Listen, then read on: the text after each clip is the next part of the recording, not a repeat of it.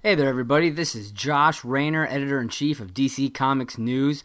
Are you planning on heading to Wizard World Comic-Con sometime this year? Well, we have a great deal for you. If you are planning to do so, you can get 10% off your ticket purchase by using the code DCNews at checkout. That's DCNEWS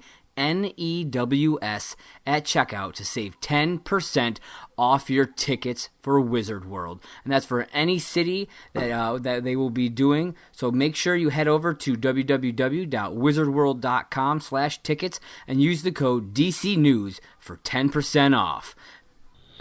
This is Seth Singleton from DC Comics News, here to tell you about the Spinner Rack.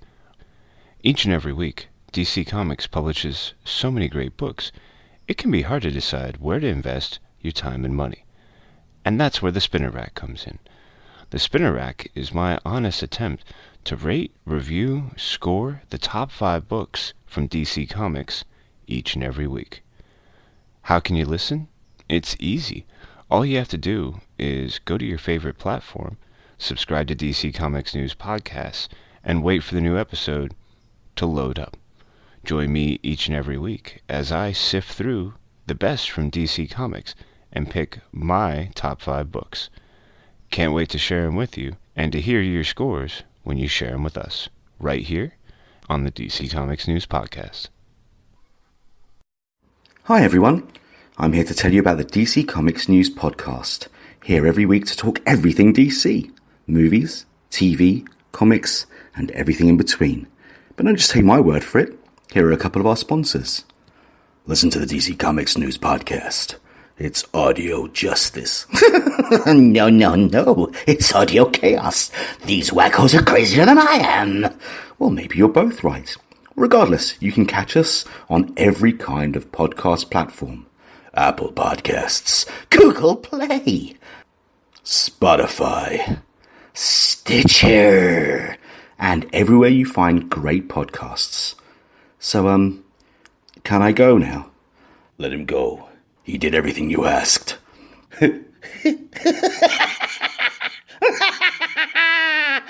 No.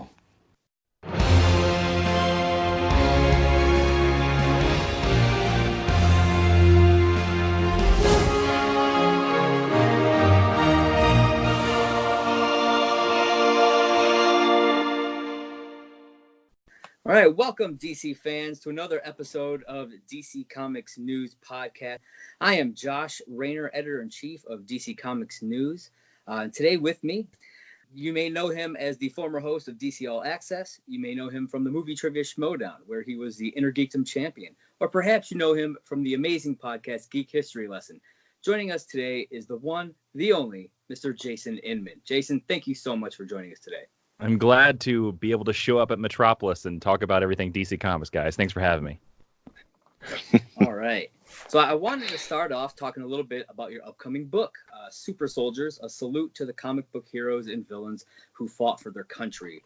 You were gracious enough to send us a copy of this to read, and I got to say, this was an amazing book to sit down and read. I loved every second of it. So I just wanted to start off, obviously, you were in the military, and military stuff is very important to you. I know you even do an annual comic book drive for soldiers.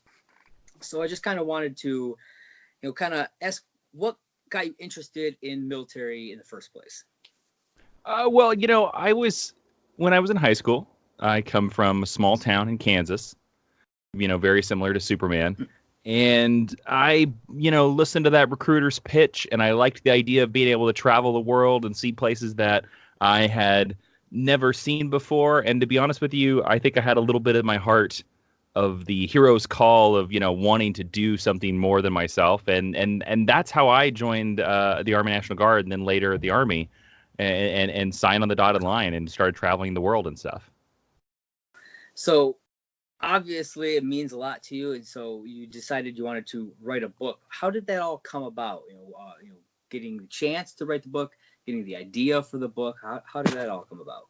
Well, I've had the idea for the book for quite a while because there are so many correlations between comic books and the military. There are so many comic book characters that are in the military, and there are so many soldiers and airmen and Marines and sailors that are fans of comic books. So I knew I wanted to do something that sort of talked about both those worlds and how much they're connected. Fun fact, I was actually out last year pitching a Superman book, a nonfiction Superman book, because in secret I have been interviewing Superman creators in the background for about 4 to 5 years now, and I've been saving all these answers. And I have about 60 pages of a really cool Superman book, and I pitched it to the publisher that eventually published Super Soldiers, Mango, and they were like, we don't think this is the right year for a Superman book. What else do you got? And then I gave them a short description of what became the book Super Soldiers, and they were like, we like that. Get it to us by December. Oh, wow. And as any writer will tell you, when a publisher of any type says, get it to us by this date, you do it. Well, I mean, I'm definitely interested in that Superman book, though, I have to say. I hope it does happen. It'll come. I kind of think that maybe it might be parked until like the 80th. Or wait, it's already been the 80th, or maybe the 85th, excuse me. 85th, yeah. So I know that Seth and Brad had some questions, so I'm going to hop over to Seth and let him ask a couple of his questions. Hey, Jason. Thanks for, again, letting us have the chance to read your book. I enjoyed every page. And it's really hard for me to narrow down some of these questions, but the first one that really comes to mind is, would you mind just explaining how you and the editor and the publishers came to your finals list, which you referenced as being like a Sophie's choice in your honorable mentions? And what part of that process might leave open the chance for a sequel or an expanded version or updated somewhere down the line to include some of the characters you maybe didn't get a chance to this time? Oh, that's a great question. Luckily, my publisher had absolutely no say in my final list. That was completely up to me. So as I was getting down the line towards the end of the process and I was writing most of the book, my original list actually for this book was 20. I had 20 characters that I wanted to talk about. And in the final version of the book, I had 16. And now I realized that I could, do all 20, but I would have needed more time to write that. And eventually I just decided, no, it's better to expand more on the 16. Now, there are a lot of heroes that I left out, and I have an honorable mention chapter, but eventually the list got knocked down about who had similar stories. Like whose stories or whose military experiences are basically the same, and who do I think is like the best representation of that person? Now, I know the one that I'm going to get the most flack on is Wolverine, because I've already been talking about the book. Everybody's like, was Wolverine in it? And I sort of had to come up with arbitrary reasons for why I didn't include those people in the book. And Wolverine, it basically came down to that he served in the Canadian military. I never served in the Canadian military. So I really couldn't talk about that or be an expert on that. Now, I would love to do an expanded version of this or a revised version, down the line someday. And I think if I did, Wolverine and some of those characters that you see in the honorable mentions chapter, including Wonder Woman, who many people may not realize was an army nurse. I would love to bring some of them up to the main text. I think that would make for a really great revised edition. I know I would really look forward to, because when I saw your honorable mentions list, I immediately thought to myself how much I would enjoy reading about those. So I'm really looking forward to that opportunity when it presents itself down the line, because in my opinion, this should be a great success. I'm looking forward to hearing everybody else's feedback. As much as I did with the blurbs, which was one of my other questions, if you don't mind me just following up with that. You have so many great blurbs. Is there a favorite story you have or two about getting someone's feedback or blurb? Because, I mean, you have so many great names on there, from Dan Aykroyd to the who's who of comic. Any particular favorite story you have about getting one of those responses or quotes that you were able to include with this book?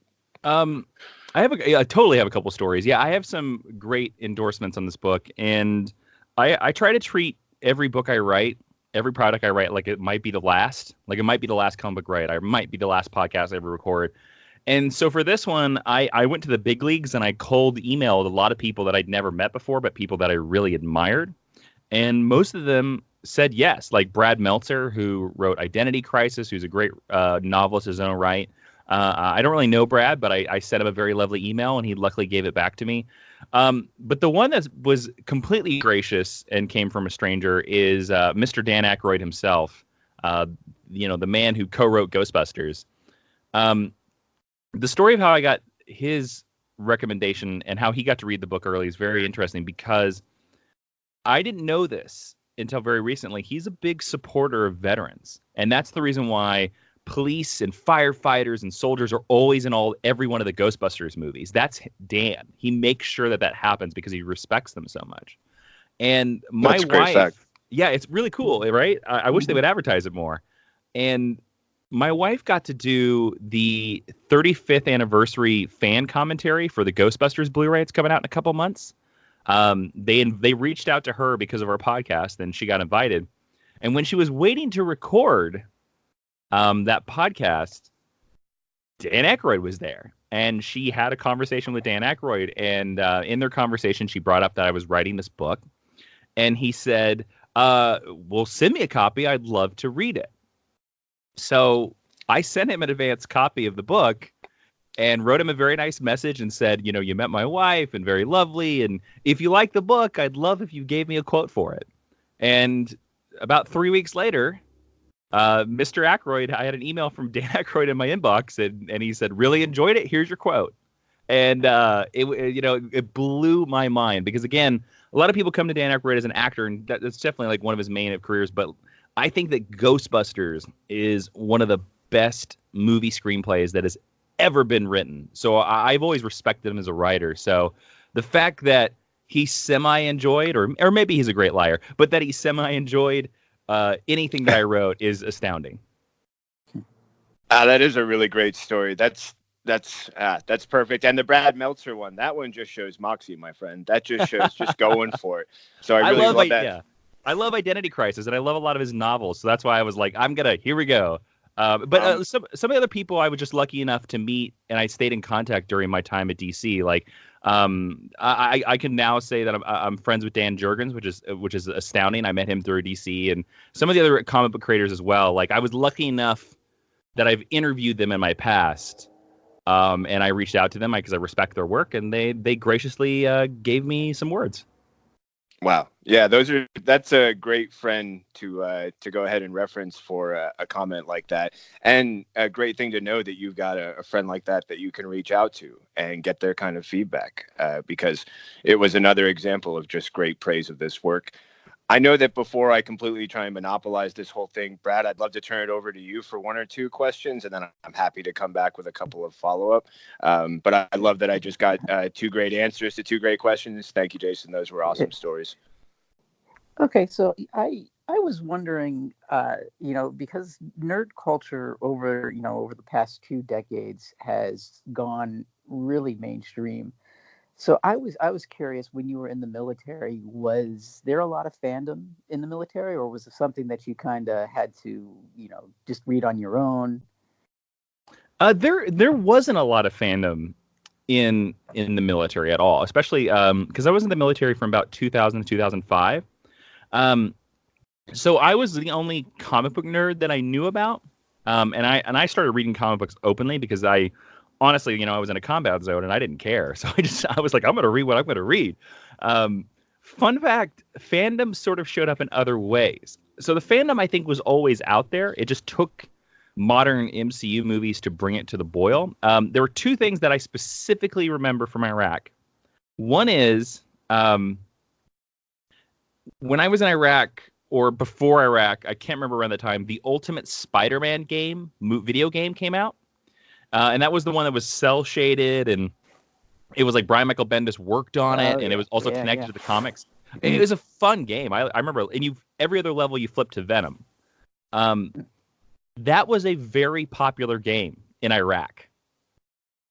Everybody loved playing it, and I remember I had such a blast playing that game as well. The other thing that was a big deal is I can remember, because I can't remember I think Smallville was in its 4th season or its 5th season at that time. And there was a box set of the 5 seasons of Smallville that had come out, or the 4 seasons of Smallville that had come out at that point. And everybody in my unit devoured that show. Like everybody wanted to watch it. And when you think about it, it's like a teenager show about Superman, right? And all these soldiers in a combat zone are like, oh man, did you see that episode of Smallville? What about when like he threw the crystal, dude? Did you see that? Like those conversations were actually had in a combat zone. So I think that's kind of funny. I love it. And I guess my other question would be, judging by your own experience in the military and just the experience of writing the book, which of these characters was the hardest to write? And which character do you think, in the comics had the most realistic depiction of military experience? Oh, it's so crazy. I mean, the one that had the most, I think, realistic portrayal is honestly Isaiah Bradley. And for people out there that don't know, that's the first Captain America in Marvel comic books continuity. He is a character from Truth, Red, White, and Black, where you discover that just like the Tuskegee experiments, the American government perfected the super soldier serum on an African American before they gave it to Steve Rogers. And that is the story about one of the guys that survives that trial.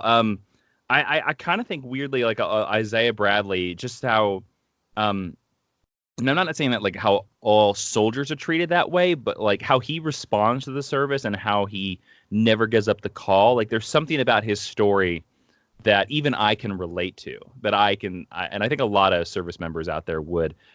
Fun fact, the hardest character to write is probably Captain America.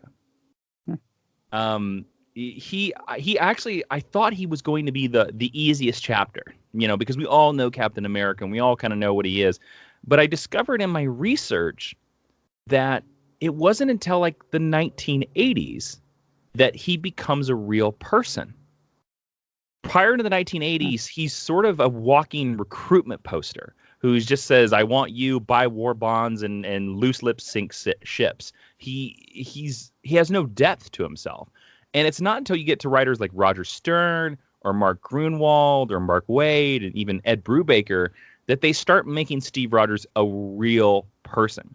So I will say, like, the beginning of the Captain America chapter was really, really tough because I was essentially writing about an ideal and not a real person, not a real man, not a real soldier. And so that one, that actually, writing that chapter is the whole reason why I decided to interject my personal stories into it, because I originally wasn't going to do that. And then writing about that character made me be like, oh man, I don't know what's wrong. I gotta do something here. And then putting my own story in there suddenly opened up the gates and allowed me to write the rest of the book. Oh, great. That's a great story too. And Seth, do you have follow-ups? I do have maybe one or two more. I'm not sure, trying to monopolize your time here, but I love your answers, and it's really just great to add on to what we've already gotten from the content in the book. I think maybe the first one that comes to mind is if you wouldn't mind, just talking about your decision to compare each character against the military code that they were trained to follow, or that they could be model their actions against. And not everyone lives up to those values. Mm-hmm. And that makes for some really interesting contradictions in judgments about their moral compasses. How was that process while writing about each character? Because in many ways, some of the aspects of the code can seem extremely difficult, depending on the situation that they're placed in. Yeah, I totally understand that. And some of those soldiers, some of those examples, they're not good examples. They fail to live up to it. But the interesting thing about that is that I needed a way or a baseline to sort of like judge all of these service members off of. And I brought up the idea of each section of the military, I talk about this in the book, has their own code, has their own ideals that they strive for. And I think a lot of civilians don't know about that. And those ideals are beat into trainees in basic training. Like I remember in the Army, in Army basic training, like the Army core values were just slammed into us over and over and over and over. And so I thought, since every military person gets these core ideals from their section drilled into their brains. I thought that was a very interesting way to look at where did they deviate from them. Because that they are supposed to be a foundation for us and a foundation for our decisions and the way we act and how we engage on missions. And a lot of them are very pure. A lot of them sound kind of like Superman. Like they would be impossible to always live up to. So it is interesting, I think, to use the juxtaposition between these comic book characters and these perfect ideals, especially since we put comic book characters on such high pedestals. And if they don't act to these ideals, it's interesting to note that, and it's interesting to look at that. But a lot of it, again, came from, I don't know if a lot of civilians know about these core ideals. Yes, and through those, it seems that in many ways, some of the characters that we've come to love and admire don't measure up and often fail, as you mentioned, to reach those codes or to follow them in their actions, or even many ways in the way they sort of react to them or respond to them as they're put into a difficult situation or another challenge. And given that, I was just kind of curious about the fact that Nuke is a really challenging personification of patriotism. He's like this example of someone who takes the code to a zealotry and then the patriotism also to a zealotry. You mentioned he was really difficult to write as well. And I was curious, was he always the perfect choice for this kind of analysis? Or was there another character you were considering using, or perhaps why you chose him in the end? No, actually, it's funny. Nuke was always in the book. I knew I had to talk about Nuke, even though I wasn't looking forward to writing it, because he is the example of the post-Vietnam soldier that I think a lot of people in the 80s thought how all soldiers acted. I even think even to this day, I think you might find some older people, people in their late 50s or higher, that might judge soldiers exactly as Nuke, because that was sort of the stereotype that was put out there during the 80s. And Frank Miller leaned into that stereotype so hard that, again, Nuke is like the opposite to Captain America. He's the opposite end of that spectrum, that he's so hard into this America first, and I'm only going to drink American beer and speak American, that he becomes a cliche. And again, the reason why he was difficult was because he's the furthest thing from a good soldier that I hope I ever see in my life. And I hope I never meet a soldier that is like Nuke, that it just became very, it was, I got angry writing that chapter. I don't know if you could tell reading the text, but like I got angry writing about Nuke because I'm just like, oh God, don't be like this, dude. I really noticed that. I thought your voice was really demonstrative of how you were feeling, especially when you were talking about the way he hides behind things that he wants to be fighting for, when in reality, that's not what he's fighting for. He's just using those things as like a shield or a mask or something else. And if I have time for one or two more, this one I know I want to squeeze in simply because the gentleman who brought it to my attention deserves recognition, Mr. Steve J. Ray. He had a conversation, I believe it was with Frank Miller, and he can correct me later. But from my understanding, during that conversation, he learned about the upcoming Frank Miller Superman story.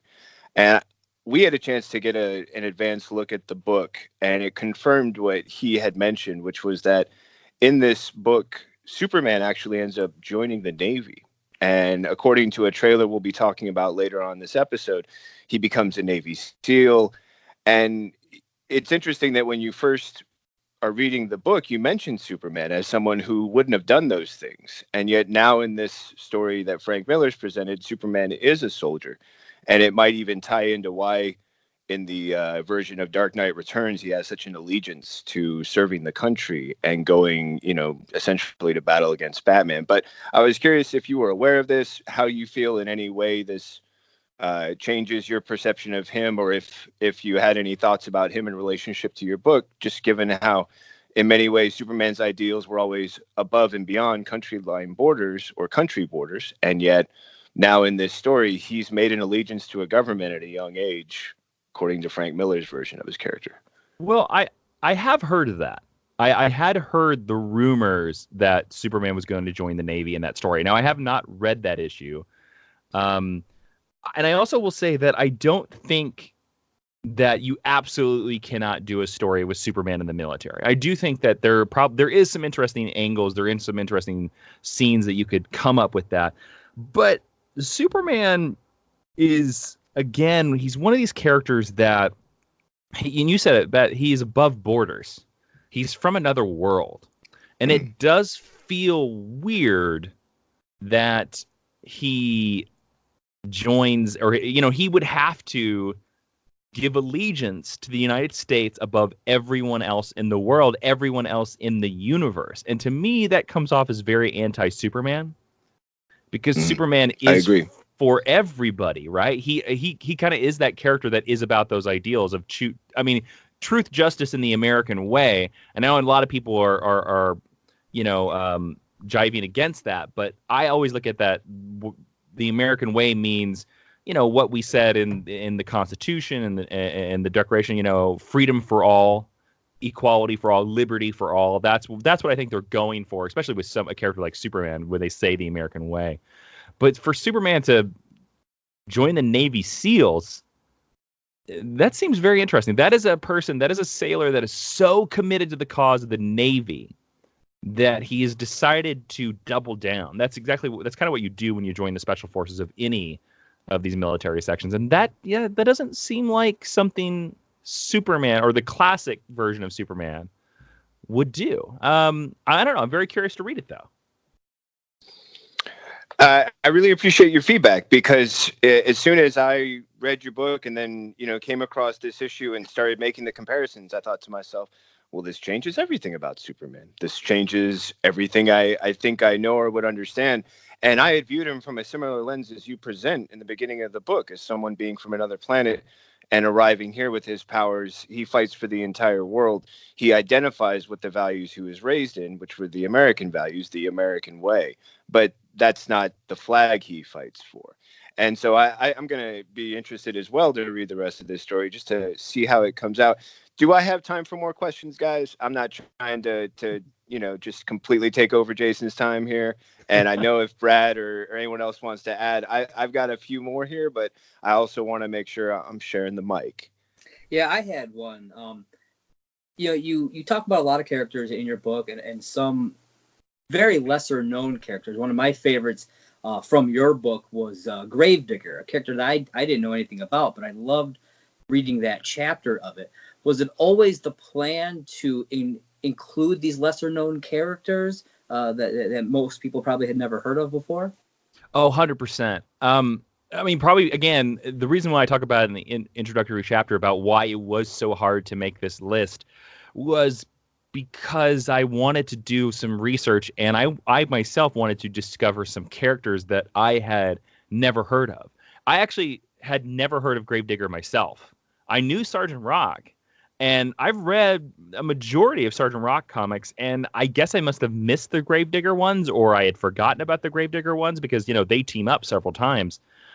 And so when I discovered Gravedigger again, I was like, oh man, I've definitely got to talk about this guy in the book. So no, it was always the idea to try to throw in some characters in there that maybe some people didn't know about, because it's funny, us as comic book fans, I feel like we all know about Nuke, but I don't think my mother knows who Nuke is. So that was, in my opinion, that's another obscure character. And I'm sad to say, I also think Sergeant Rock, to the general consciousness, I think is not as well known as I would like him to be. So no, I definitely I wanted the audience to be as surprised as I was when I discovered some of these characters as well. Excellent. Yeah, and you definitely did. Like I said, I'd never heard of Gravedigger, and it became one of my favorite chapters in the entire book. Yeah, I absolutely loved his story as well. Jason, thank you for bringing him to my attention. I always thought Sergeant Rock was sort of one of those earliest versions, between him and Nick, Fury. Those were sort of my earliest references to the wartime comics. But learning about Gravedigger was a really great experience, as well as the first Captain America. That was another one where the history was just something that I thought to myself, this is something I would love to read more of, and I'm glad that I know enough about it now to find it and read it for myself. Awesome, thanks. They really need to bring Truth, Red, White, and Black back into print, because it's just a really, really great miniseries.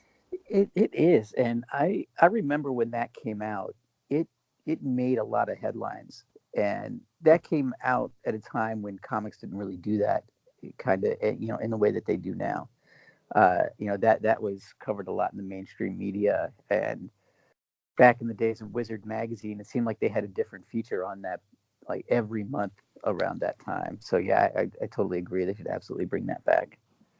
Yeah, 100%. I mean, I think that's the only reason I even knew about Truth and Isaiah Bradley, was because of Wizard magazine. So it's just one of those things where, like, man, every time I go on these podcasts or talk to a bunch of people, man, we all miss Wizard magazine. Like, we all nothing in the modern world has replaced it. That is the truth.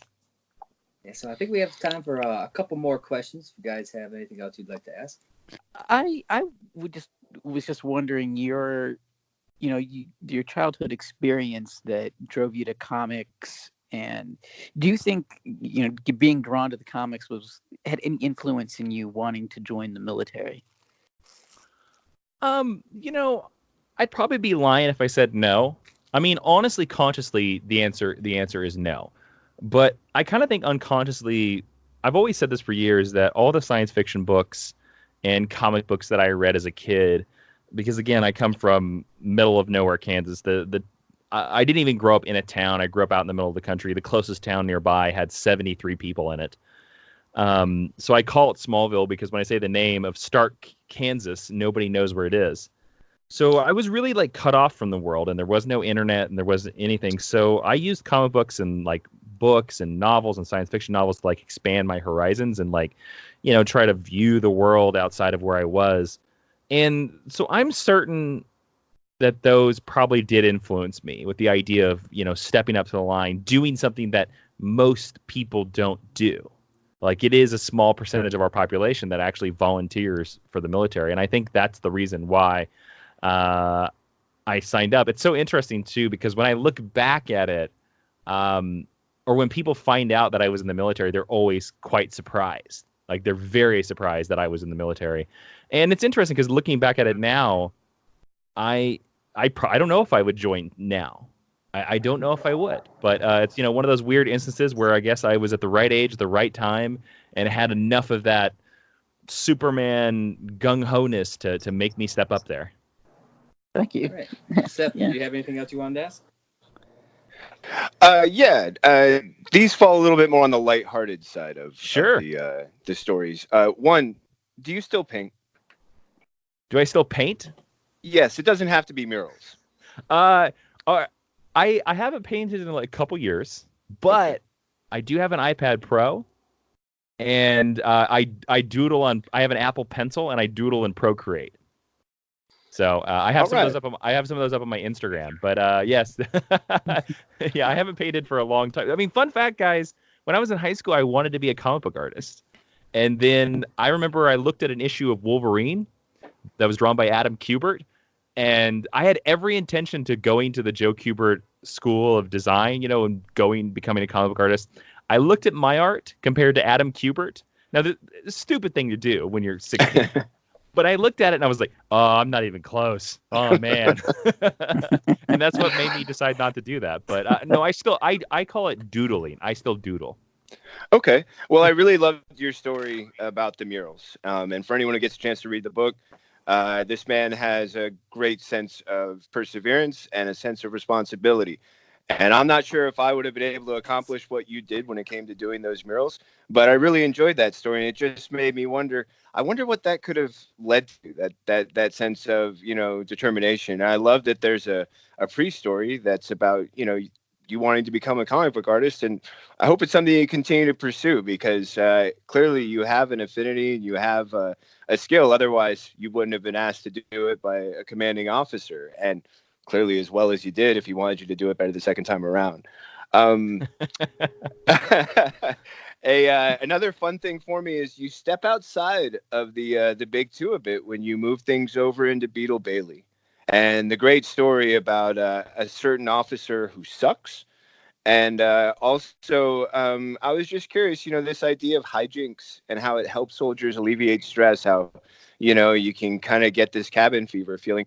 Did that inspiration come from Beetle Bailey? Did that come from someone you knew and you included him? How did Beetle Bailey, go from being a comic book character who's not really someone people think of as the military or a good representation, and yet also maybe have some real life identifiers that you mentioned in the book or outside of the book? It's interesting. Originally, I was not going to include Beetle Bailey into this book. And then a friend of mine, Nathan Alexander, suggested when he learned I was writing this book, he was like, "You got to put Beetle Bailey in it." And as soon as he said it, like light bulb went off in my head. I was like, "Yeah, I do have to include Beetle Bailey because he's probably one of the most famous soldiers in pop culture." Honestly, like people probably know Beetle Bailey. I would say almost as before maybe the Avengers movies. Captain America and Beetle Bailey were probably neck and neck about the most famous soldier. I would agree. He's still being published even now. Like they haven't stopped publishing Beetle Bailey. So like once I started writing that chapter, it weirdly became that you asked me earlier who was the most accurate representation of a soldier. I've been saying lately that I think Beetle Bailey is like probably the second most accurate because we all feel like everybody in the service feels like Beetle Bailey at one point or another, where the Sarge orders us to do something and we absolutely don't want to do it. We just want to take a nap by a tree and we don't want to do the missions. We don't want to do anything. So in a weird way, Beetle Bailey is the true spirit animal of the military. And I think a lot of that comes from Mort Walker, the guy who created Beetle Bailey, was in the Army. And you can go find this online. He has a lot of interviews where he talked about that Beetle Bailey is based on his real experiences of joining the military around the Korean War. And it's, I forget the name, but the Beetle Bailey's base is based on a real United States military base. Great detail. So, my dad was a World War II vet. And it was always a tradition kind of on Sunday to read the funnies together. And Beetle Bailey was always one of his favorites. And I think the reason that was is like you were saying, like it's kind of an accurate depiction in a way.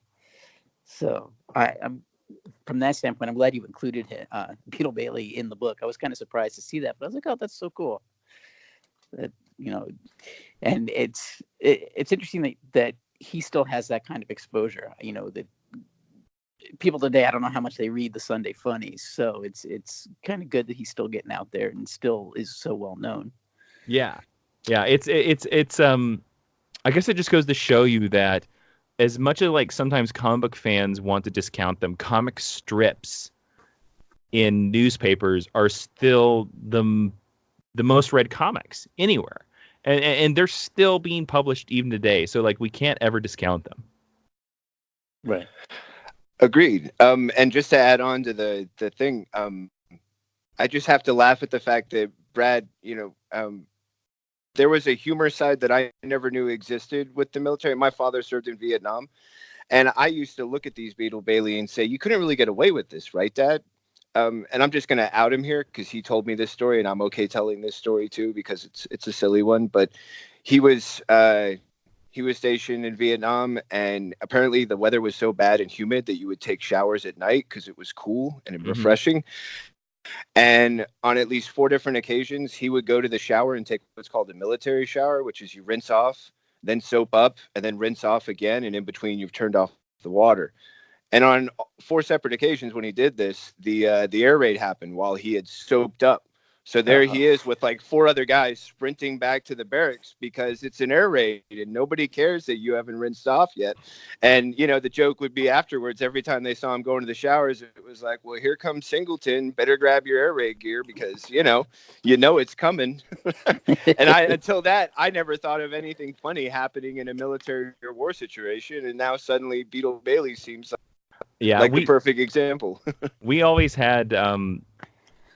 there were trailers in Iraq when I was stationed there that had limited water supply, depending on like what base you were on. And if you're there, they would require you to take like combat showers. And combat showers is basically like a shower that's like less than 3 minutes. And the water will turn on and then it would just shut off on you. So if you didn't say you got in the shower and you're like, oh, it feels really good, man, and you forget about it, like you could be in the middle of soaking up and the water just turns off, and you're screwed. Just dry off.